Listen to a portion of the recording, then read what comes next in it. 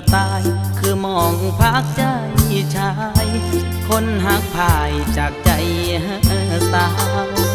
ลบมานอนหลีตั้งแต่วันที่ไอหูข่าวว่าสิมีผู้บ่าวมาขอเจ้าไปแต่งดองอยากอายคนมองแท้ขะดองจนหน้าจอยหากคือเขาแย่งไปจอยคนเงินน้อยได้แค่มองอยู่บ้านบ่ได้ย่านคนเว้าใส่มือกิน